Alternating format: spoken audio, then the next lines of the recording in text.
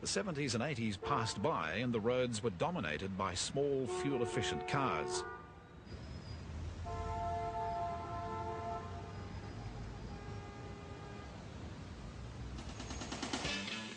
But in the early 90s, the spirit of the GT began to stir. A new generation of designers and engineers reared on the GT legend were beginning to rekindle the fire. With the product design area which I run here, every time there is wind of any new product like that, the designers just get stuck straight into it. It's important that we show as soon as we possibly can the visuals or the ideas that we're trying to come up with. We're the ones that set the feel for it and start generating the real excitement, because you only need 1 or 2 images just to set the scene. And the question is, well, why not bring the GT back again? So the one thing that we can do very well is sketch, and we can come up with some really neat ideas.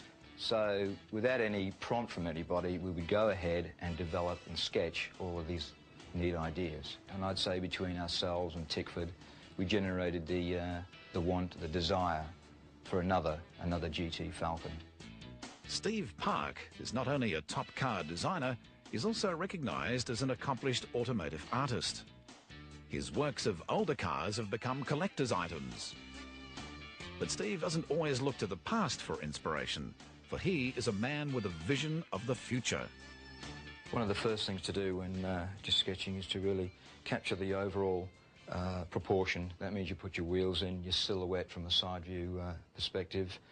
You can get a little bit of detail with the wheels so you know what you're looking at.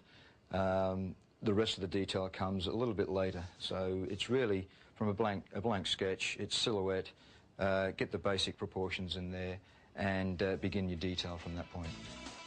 Although not Steve's baby, the rebirth of the GT happened by degrees. Not much has ever been said about the first of the new era GTs.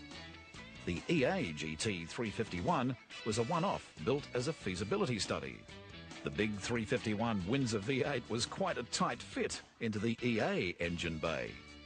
After a whirlwind tour of motor shows, the one and only EA GT was destroyed in a massive crusher. Next in line was the EB GT, released to celebrate the 25th birthday of the first GT in 1967.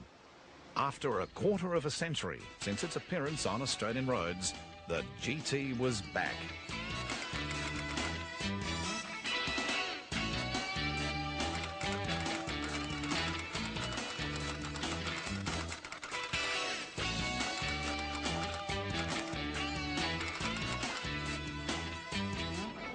Coming up, the GT with the Batmobile grille.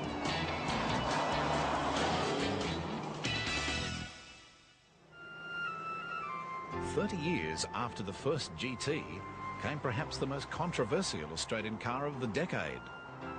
With its animalistic design and Batmobile grille, the EL GT polarised opinion.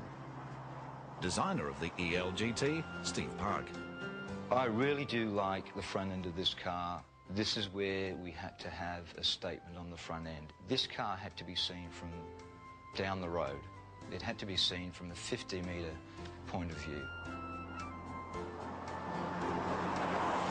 What I like most about the GT, the EL GT Falcon, is its totality and its feeling this time around of capturing all of the GT gut feeling from years ago into this one package. And I'm glad that we've actually done this quite controversial grille, if you like. The grille's probably the most disappointing part of the car, to tell you the truth. I'm not a real fan of the grille on it. I think it goes with the car. I think, without being rude about it, I think it looks more of a limousine GT than a GT. Well, it's functional, but it's not conventional. If you understand what I'm talking about, it doesn't look like a GT. I love it. I really do. And as I said, you know, these are a totally different sort of a motor car. These, they're different to drive because obviously, you know, they've been refined an enormous amount in the last 15 or 20 years, but the looks of the new car, I reckon, is very stunning. There was a good reason for the nose, because one of the things that's important with a car like a GT is respect on the road. Like it or not, it works. For the makers of the EL GT, with so much history behind it, it was hard to come up with a car that fitted the GT image. Part of that job was the responsibility of an engineering company called Tickford Vehicle Engineering. What we tried to do literally was imagine what the original GT owner would like today. And I think that's what we've delivered on both occasions.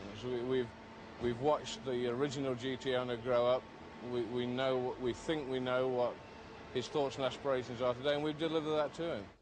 Also involved in the production of the ELGT was Aussie racer John Bowe. In motor racing, you're always trying to achieve impossible things like perfect balance in a car, ultimate grip, and I suppose used the knowledge that I've gained over the years with shock absorber technology and springs and anti-roll bars and bushes and all these things that go into making a car handle properly. I suppose I worked with young Steve Hoinville, who was the engineer in charge of the suspension, and to try and achieve those things that I always try and achieve with a racing car. Now, in a racing car, you very rarely get it perfect, but in terms of road cars, I think the ELGT is as perfect as you're going to get. We think it's well, particularly the GT, it's a privilege to be given the custody of the name. It is the motoring icon in Australia. It is the pinnacle of everyone's idea of what a sporting Australian car should be. The buzzy cars are okay, but there's nothing like the grunt of a V8. I mean, it's just irreplaceable.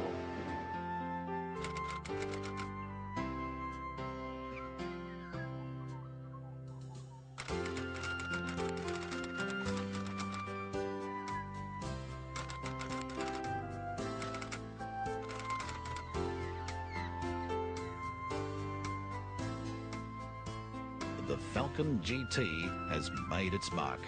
Even today, modern cars are still compared back to the GTs of the 70s. What started as a gamble 30 years ago has become an Australian motoring legend. The GTs was just a car to have in them days, because in most races, given the Holden's a bit of a butt kicking, and to see that and to see my father a part of it, I was pretty proud of that. You know, the GT was just a leap above every other Falcon we'd ever made. You know, faster, safer, better handling. The brakes on those cars were so bad. The boys who drove those cars were very brave, and that bravery and lack of common sense of the race driver of those days, I think, is very important. GTHO Phase 3, fantastic car, like an absolute fantastic car, because it was a real driver's car. Down the street from the workshop there was a stop sign and a bit of a hill up past a convent. If you dump the clutch on it from a standing start and up the hill, you could wheel spin the car with smoke billowing off the car, first and second gears, and it wouldn't stop till third gear.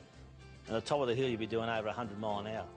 You know, it's just an amazing car. And like, you know, people can't believe how those things used to go. You'd have to say incredible, legendary, unprecedented, extraordinary, remarkable, almost a sacred object, really. How did the GT change the automotive industry in Australia? I would say one word: exciting. It added excitement to the industry.